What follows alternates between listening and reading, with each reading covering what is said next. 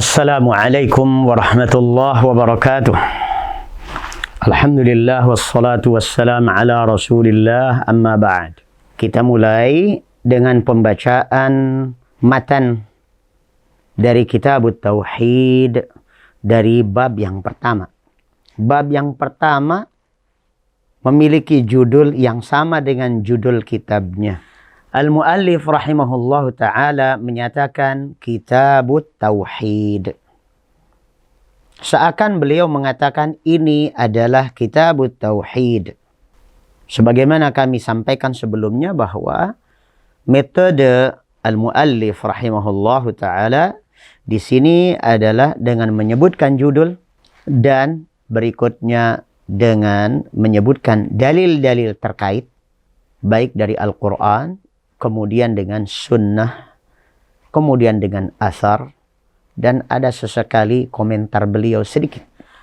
Kitabut Tauhid, tentang kitab dan At-Tauhid kita sudah bahas sebelumnya. Langsung pada wa qaulillahi ta'ala a'udzu billahi minasyaitonir rajim wa ma khalaqtul jinna wal insa illa liya'budun. Surah Adz-Dzariyat ayat ke-56. Wa qawlihi wa laqad ba'atsna fi kulli ummatin rasulan an i'budullah wajtanibut taghut. Surah An-Nahl ayat ke-36.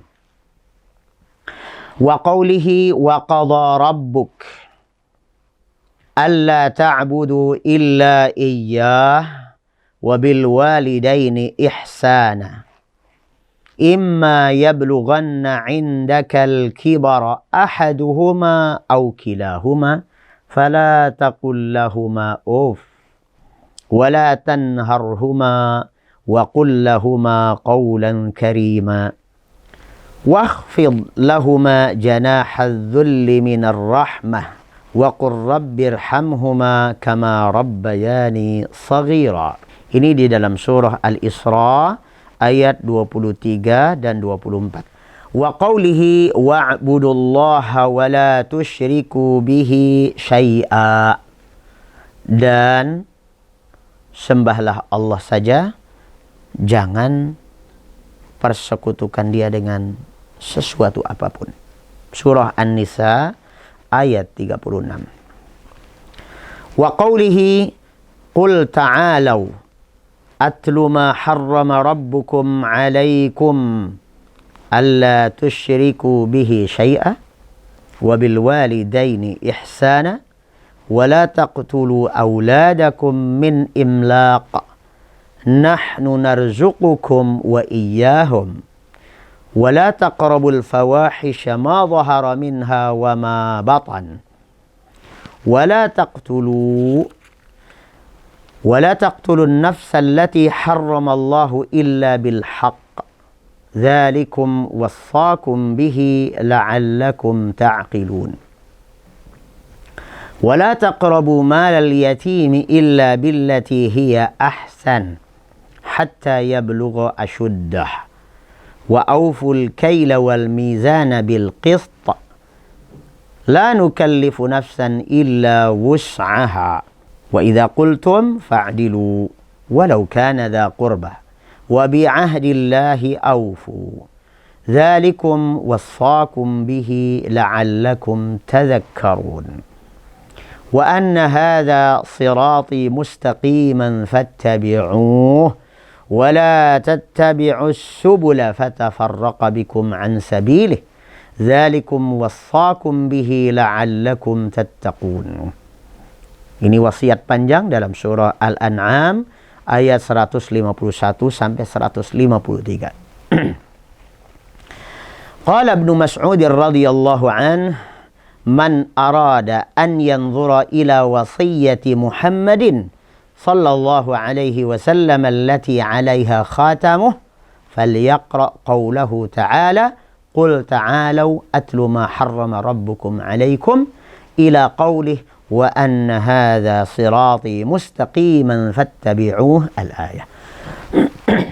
Abdullah bin Mas'ud radhiyallahu an ini menjelaskan bahwa ayat yang tadi disebutkan itu adalah wasiatnya Nabi alaihi salatu wassalam yang terakhir. Beliau berwasiat dengan ayat-ayat ini. Selanjutnya wa an Mu'adz bin Jabal radhiyallahu an qala kuntu radifan nabiy sallallahu alaihi wasallam ala himar faqala li ya Mu'adz atadri ma haqqullahi 'alal 'ibadi wa ma haqqul 'ibadi 'ala Allah qultu Allahu wa rasuluhu a'lam qala haqqullahi 'alal 'ibad ay ya'buduhu wa la yushriku bihi syai'a wa haqqul 'ibadi 'ala Allah alla yu'adziba man la yushriku bihi syai'a qultu ya Rasulullah afala ubashshirun nas qala la tubashshirhum fayattakilu akhrajahu fis sahihain. Sudah kita bacakan matan dari kitab Tauhid pada bab yang pertama. Mari kita terjemahkan dulu matan tersebut dan kita cukupkan untuk episode ini sampai pada terjemahan matannya saja dulu ya. Yang pertama, Syekhul Islam Muhammad ibn Abdul Wahhab rahimahullah menyatakan Kitabut Tauhid wa qaulillahi ta'ala. Ini adalah Kitabut Tauhid dan perihal firman Allah Ta'ala. Wa ma khalaqtul jinna wal insa illa liya'budun. Dan tidaklah aku ciptakan. Perhatikan di sini. Ada kata ma yang merupakan nafiyah, menegasikan. Khalaqtu juga fi'il madhi, aku ciptakan. Tidaklah aku ciptakan. Tentang apa ini? Tentang apa yang telah diperbuat oleh Allah Azza wa Jalla. Artinya dalam bahasa kita, tidaklah pernah aku ciptakan. Tidak sekali-kali aku ciptakan. Tak satu pun yang kuciptakan, Allah sudah menciptakannya. Dan Allah menyatakan wa ma khalaqtu, dan aku tidak pernah menciptakan al-jinna, jin, wal insa, maupun manusia. Ini penafian. Penafian ini harus dilanjutkan. Tidak boleh berhenti sampai di situ. Kalau berhenti sampai di situ, nanti kita menafikan rububiyah Allah Azza wa Jalla. Tidak boleh. Jadi, illa liya'budun. Kecuali liya'budun. Lamnya di sini adalah lamut ta'lil. Untuk apa Allah ciptakan jin dan manusia? Tidaklah kuciptakan mereka melainkan liya'buduni, agar mereka beribadah kepadaku saja. Mengapa ada saja di sini dalam penerjemahannya? Kita perhatikan di dalam ilmul ma'ani, cabang dari ilmul balaghah, bahwa hadfu ya'il mutakallim di sini itu menunjukkan uslubul qasr. Uslubul qasr merupakan salah satu cara, uslub atau cara untuk menunjukkan simplifikasi atau pengkhususan. Allah mengkhususkan dirinya saja yang berhak diibadahi oleh semua makhluknya. Maka penerjemahannya yang lebih pas atau mendekati tepat adalah, dan tidaklah pernah aku ciptakan bangsa jin maupun manusia melainkan dengan tujuan agar mereka menghambakan dirinya kepadaku saja. Ini ayat yang pertama. Yang kedua, walaqad ba'atsna fi kulli ummatir rasula, dan telah kami utus seorang rasul pada setiap umat. Ada utusan, berarti ada misi yang dibawa. Apa misi yang dibawanya? An ya'budullaha wajtanibut taghut. Agar para rasul itu menyerukan kepada kaumnya masing-masing. Apa seruannya? Wa'budullah. Sembahlah Allah saja. Jadikan kalian hamba-hamba Allah saja. Wajtanibut taghut, dan hindarilah penghambaan terhadap taghut. Maka di dalam masalah ubudiyah ini, kalau bukan Allah yang disembah, berarti taghut yang disembah. Selanjutnya, wa qawlihi wa qadha rabbuka alla ta'budu illa iyyahu wa bil walidaini ihsana. Dan Allah telah memutuskan sebuah keputusan. Apa ketetapan dan keputusan Allah? Alla ta'budu illa iyyah. Jangan kalian sembah kecuali Allah. Wabil walidaini ihsana. Berikutnya, terhadap kedua orang tuamu, kau harus berbuat baik. Berbuat baiklah kepada kedua orang tuamu. Dan antara ibadah kepada Allah dengan berbuat baik kepada orang tua, di sini disebutkan secara sejajar dengan kata wa. Dan wawul ataf menunjukkan kesetaraan. Padahal kita tidak mungkin memahami bahwasanya orang tua kita sejajar dengan Allah Azza wa Jalla.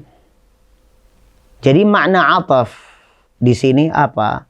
Maknanya adalah bahwa kewajiban berbakti kepada kedua orang tua kita itu menempati posisi yang sangat tinggi. Sebagaimana kita harus fokus pada ubudiyah kita kepada Allah, maka jangan lupa fokus kita juga pada berbuat baik kepada kedua orang tua. Birrul walidain adalah amal yang sangat tinggi. Diperjelas kemudian tentang sikap kita kepada kedua orang tua. Imma yablughanna indakal kibara ahaduhuma aw kilahuma. Kalau keduanya sudah sampai lanjut usia, baik salah satu maupun kedua-duanya, maka yang harus kita jaga di antaranya adalah fala taqul lahuma uf. Jaga perkataan. Perkataan ini sering lebih tajam daripada jarum terhadap tubuh kita. Sampai kata ces, itu saja sudah tidak boleh. Apalagi lebih dari itu. Wala tanharhuma, terlebih lagi sampai membentak. Wa qul lahuma qawlan karima, katakan kepadanya perkataan yang baik, yang mulia, yang santun, yang membuat hati mereka berdua menjadi nyaman. Wakhfid lahuma janahadzul, dan rendahkan dirimu di hadapan keduanya. Minar rahmah, atas dasar rahmah, bukan atas dasar keterpaksaan. Wa qur rabbirhamhuma, dan katakan, mohonkan kepada Allah, Rabb, wahai Rabbku, irhamhuma, berikan kasih sayangmu kepada kedua orang tuaku, kama rabbayani shaghira, sebagaimana mereka menyayangiku saat kecil. Selanjutnya wa qaulihi wa'budullaha wa la tusyriku bihi syai'a, dan ibadahilah Allah saja dan jangan persekutukan Allah dengan sesuatu pun. Selanjutnya adalah wasiat Nabi alaihi salatu wassalam menjelang akhir hayatnya dengan surah ini, dengan ayat ini. Qul, kata Allah, katakanlah. Ta'alau, kemari. Atlu ma harrama rabbukum alaikum. Aku akan bacakan kepada kalian apa saja yang diharamkan Allah atas kalian. Pertama, alla tusyriku bihi syai'a. Jangan pernah berbuat syirik. Kedua, wabil walidaini ihsana. Hendaknya engkau berbuat baik kepada kedua orang tuamu. Nah, ini kalau tadi kan yang diharamkan. Kalau yang diharamkan berarti haram uququl walidain. Haram bagimu untuk tidak birrul walidain. Gitu. Yang ketiga, wala taqtulu auladakum min imlaq. Jangan sekali-kali membunuh anakmu gara-gara takut miskin, takut fakir. Nahnu narzuqukum wa iyyahum. Kami yang akan memberi kalian rezeki, begitu pula anak-anak kalian. Ini memberikan indikasi bahwasanya anak-anak yang kita lahirkan itu sudah ada dalam jaminan Allah Azza wa Jal. Sampai ajalnya mereka akan diberi rezeki oleh Allah. Wala taqrabul fawahisha ma dhahara minha wa ma batan. Berikutnya, jangan kalian dekati dosa-dosa besar, terutama dosa zina. Al-fawahish di sini identik dengan zina. Ya, baik zahir maupun batin. Wala taqtulun nafsa. Jangan sekali-kali kalian bunuh orang. Nyawa orang. Allati harramallahu illa bil haq. Yang Allah haramkan untuk dibunuh. Kecuali dengan hak. Artinya apa? Pada keadaan-keadaan tertentu. Orang-orang tertentu.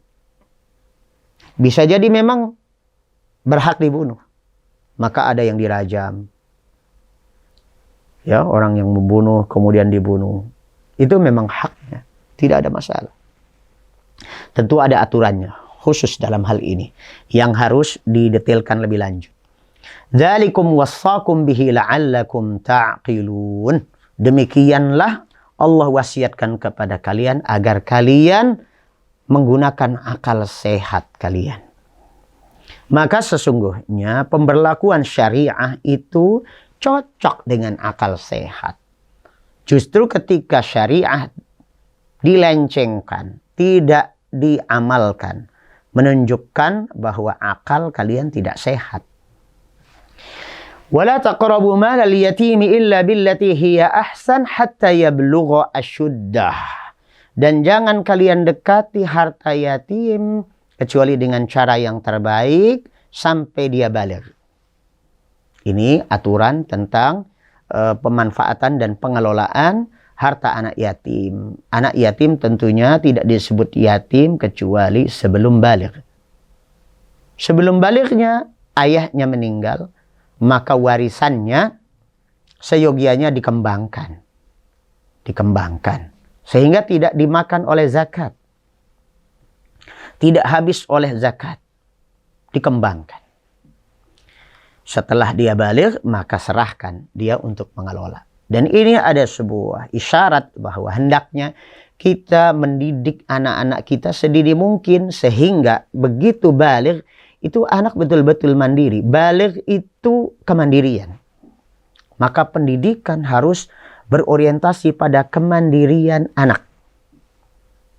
Batasnya sampai kapan? Begitu dia baligh, maka anak sudah mandiri. Jangan seperti kita selama ini sampai umur 25 tahun anak belum juga mandiri. Sampai mau nikah pun masih minta kepada orang tua. Selanjutnya. Wa auful kaila wal mizana bil qist. Dan tepati ukuran dan takaran. Timbangan, ukuran, takaran. Jangan dikurangi. Adil. Presisi. La nukallifu nafsan illa wus'aha. Kami tidak membebani siapapun kecuali sekadar kemampuannya. Ini terkait dengan kalimat yang tadi. Karena kemampuan untuk bisa adil itu sebuah kemampuan yang sangat sulit. Yang mampu adil secara presisi hanya Allah Subhanahu wa ta'ala. Yang harus kita lakukan adalah usaha untuk bisa adil. Ya. Di dalam Al-Quranul Karim, Allah Subhanahu wa ta'ala menyatakan, وَلَا يَجْرِمَنَّكُمْ شَنَآنُ قَوْمٍ عَلَىٰ أَلَّا تَعْدِلُوا. Janganlah kebencian kalian kepada suatu kaum membuat kalian tidak adil terhadap mereka. Maka salah satu penyebab kita tidak bisa adil adalah like and dislike. Kalau kita suka, kita lebih-lebihin. Kalau kita tidak suka, kita kurang-kurangin hak orang. Maka kesampingkan urusan suka dan tidak suka. Ini anak saya, maka harus saya bela walaupun salah. Nah, ini tidak benar. Maka kesampingkan perasaan itu. Kalau pengen adil, takutlah kepada Allah Azza wa Jalla. Wa idza qultum fa'dilu walau kana dza qurba. Kalau kalian mengatakan sesuatu, maksudnya apa? Memutuskan keputusan atas suatu perkara, maka adillah meskipun mengenai keluargamu sendiri, kerabatmu sendiri. Ternyata kerabatmu yang harus dihukum, ya dihukum. Sebagaimana kata Nabi alaihi salatu wassalam tentang Fatimah radhiyallahu anha. Kata Nabi alaihi salatu wassalam apa? "Lau anna Fatimata binta Muhammadin saraqat laqata'tu yadaha." Andaikan Fatimah putri Muhammad mencuri, aku langsung yang memotong tangannya. Ini keadilan. Selanjutnya, wa bi'ahdillahi aufu, dan tepati, tunaikan perjanjian kalian dengan Allah. Perjanjian untuk beriman, perjanjian untuk bertauhid kepada Allah, ya, untuk taat kepada Allah, tidak musyrik kepada Allah. Dzalikum wassakum bihi la'allakum tadhakkarun. Demikianlah apa yang Allah wasiatkan kepada kalian agar kalian ingat. Ingat-ingat selalu. Wa anna hadza sirati mustaqiman fattabi'uh. Kata Allah Azza wa Jalla, dan inilah jalanku yang lurus. Ikuti. Ikuti jalan yang lurus ini. Garis lurus. Ikuti, jangan garis miring. Apalagi bengkok-bengkok. Wala tattabi'us subul. Dan jangan ngikuti banyak percabangan jalan yang bengkok-bengkok, yang garis-garis miring itu. Fatafarraqa bikum an sabilih, yang akan mencerai-beraikan kalian dari jalan Allah. Ini sebuah indikasi bahwasanya apabila kita ingin bersatu, maka bersatulah di bawah naungan jalan Allah. Tujuan kita sama, cara kita sama, tujuan kita Allah, cara kita mengikuti sunnah Rasulullah. Insya Allah bersatu. Bersatu bukan dengan membuat partai-partai, membuat kelompok-kelompok, membuat pecahan-pecahan organisasi dan sebagainya. Bukan, tetapi dengan mempersatukan manhaj. Cara berpikir, cara pandang, keyakinan, cara beragama kita sama. Dzalikum wassakum bihi la'allakum tattaqun. Demikian yang Allah wasiatkan kepada kalian. Diharapkan dengan demikian kalian bertakwa kepada Allah. Ibnu Mas'ud radhiyallahu an mengonfirmasi bahwa inilah wasiatnya Rasulullah sallallahu alaihi wasallam sebelum beliau wafat. Dan Muaz ibnu Jabal radhiyallahu an menjelaskan bahwa beliau pernah boncengan dengan Nabi alaihi salatu wassalam dan ditanya oleh Nabi, "Hei Muaz, kamu tahu nggak apa haknya Allah terhadap hambanya dan apa hak hambanya kepada Allah?" Kata Muaz bin Jabal radhiyallahu anhu dengan sopannya, beliau katakan, "Allah wa rasuluhu a'lam." Allah dan Rasul yang lebih tahu. Lalu diajarkan oleh Nabi alaihi salatu wassalam bahwa hak Allah atas hambanya adalah jangan pernah hamba itu musyrik. Hak hamba atas Allah apa? Kalau orang musyrik, tak akan pernah Allah azab dia. Ini fokus daripada bab ini. Hak Allah atas hambanya. Maka dari itu judul kitab Tauhid itu adalah Kitab Tauhid alladhi huwa haqqullahi 'alal 'abid. Bab ini menjelaskan secara globalnya adalah hak Allah atas hambanya dan hak hambanya atas Allah Azza wa Jal, dan bahwasanya tujuan manusia dan jin makhluk ini diciptakan adalah untuk beribadah kepada Allah saja, jangan pernah musyrik. Demikian apa yang bisa kami sampaikan secara global tentang bab yang pertama dari Kitab Tauhid. Bertemu kembali insyaallah pada episode berikutnya yang lebih luas. Assalamualaikum warahmatullahi wabarakatuh.